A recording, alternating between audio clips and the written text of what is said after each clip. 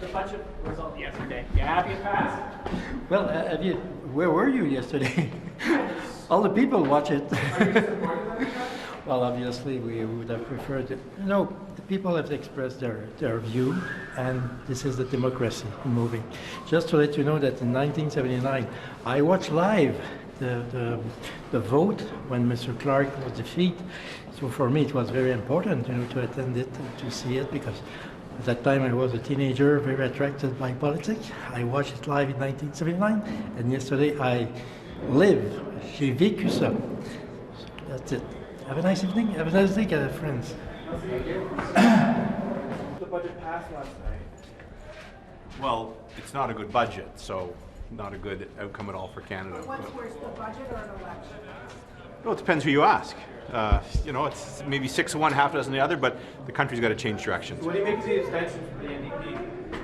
The what? The NDP abstentions? You have to speak to them. What do you make of the budget vote last night? Why did you get Are you talking? You know, Have a good day. Have a good day. Sorry? Why did you sit down and abstain? Why did I sit down and abstain? I explained this yesterday. It was pretty simple.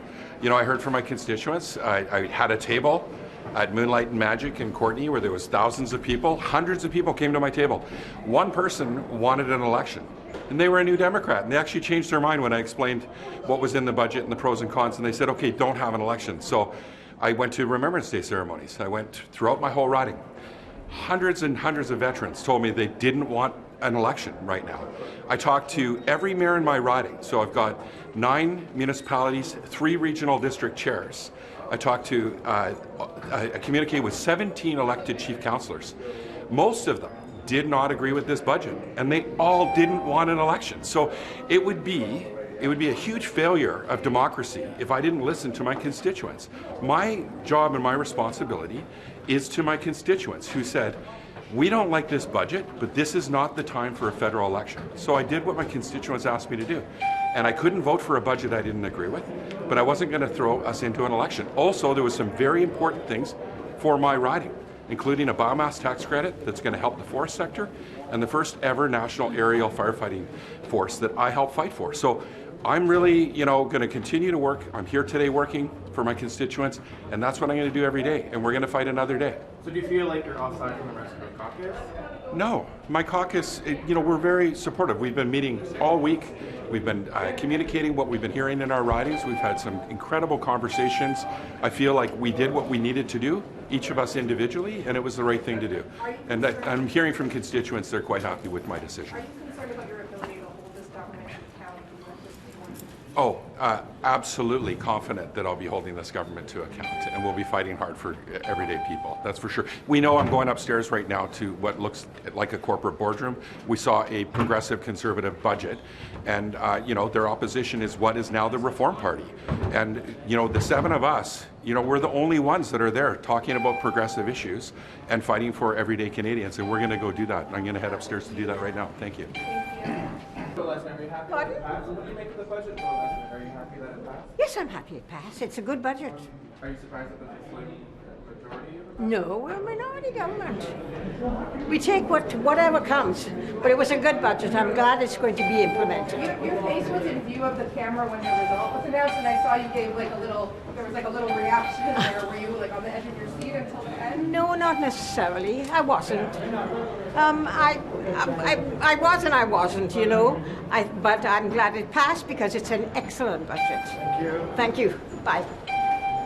Mr. Maloney, are you surprised about how things went down yesterday? No, not at all. Not at all. Do you miss Mr. Gear? Yeah, today's just not the same as yesterday. Absolutely. What did you make of the budget vote last night? Are you relieved? Absolutely relieved. Was it a nail-biter for you? No, I was very worried. Mistakes can happen. Ask Joe Clark, right? It doesn't take much. We still have to get through today. And, people can, who knows what. Mistakes happen. So the party's not out of the woods yet? No, we still have a confidence vote this afternoon. Now, we think people would be here and pay attention, but, you never know. So you're not feeling much better today? I'll be feeling much better by 4 o'clock. Much more confident at that time. Thank you. Thank you. Mr. Barrett, disappointed in the budget vote last night. Yeah, it's disappointing, of course, that Mark Carney and the Liberals failed to take seriously consultations with opposition parties. This is a minority parliament, and the recommendations that Conservatives put forward for an affordable budget, for an affordable life for Canadians, were ignored, and so that's why I voted against it. And we're going to continue to advocate for Canadians because they're struggling with cost of living, and that's what we're going to be fighting for, lower cost of living for Canadians. Thank you. What's worse, that budget or an election? It was a budget vote yesterday night. Were you nervous? I mean, I think everybody should be always worried and ready, but I thought it went well. Are you guys in the clear now? Like, are you got more budget? We have one more vote today, 3:30.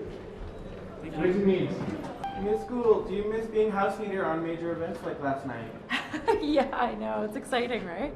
So anyways, all good. All's well that ends well. So here we go. Est-ce que vous allez payer le prix, vous pensez, de vous être en partie abstenu du vote? Est-ce que c'est injustement payer le prix pour votre parti?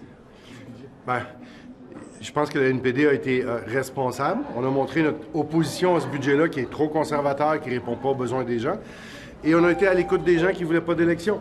Alors, je pense qu'aujourd'hui, le sentiment général, c'est qu'ils sont plutôt reconnaissants. Les gens sont soulagés qu'on ne va pas avoir d'élection à Noël. Puis ensuite de ça, on va passer à d'autres choses. Est-ce que qu'est-ce que vous pensez du Bloc québécois qui a été inflexible et qui, eux, étaient prêts à envoyer le Canada en élection? Ils l'ont dit. Bien, je pense qu'ils n'ont pas été à l'écoute des Québécois et des Québécoises, en fait. Ils ont fixé 6 conditions non négociables. Ils sont peinturés dans le coin comme d'habitude, puis ils n'ont rien obtenu. Je pense pas que c'est une très bonne stratégie. En tout cas, ça n'a pas été payant. Nous, on a essayé jusqu'à la dernière minute. Malheureusement, M. Carney ne semble pas comprendre qu'il est minoritaire, mais ça va venir dans les prochains mois ou les prochaines années. Le livre bleu du Parti québécois qui propose un dollar québécois, Mme Joly ce matin a dit ça affaiblirait le Québec par rapport à Trump. Ça vendrait le Québec à Trump. Est-ce que vous êtes d'accord avec ça? Bien, d'abord, avant tout, on commence à faire un petit peu de politique fiction, là, mettre la charrue devant les bœufs.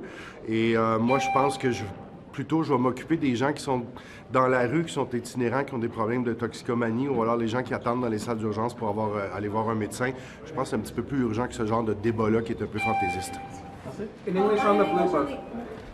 On the Blue Book, yeah. Can I get your response in English on that? Yes. You know, it's really political fiction right now. I think that, I don't know why the Parti Québécois is doing that. Maybe it's for their base. But at the same time, you know, I think that our priorities should be people that are living in the street, people are waiting in urgency in hospitals to see a doctor, people who have problem with drugs and addictions. I think it's really a fantasy story right now. And on the abstentions on the budget vote, is it harder to hold this government to account if you're going to let that one go? Oh, this is just the first one. You know, normally the government is there for 4 years. I don't think they will survive 4 years, but we will have other you know, occasions to make this government count for their bad decisions. Merci. Merci. Au revoir.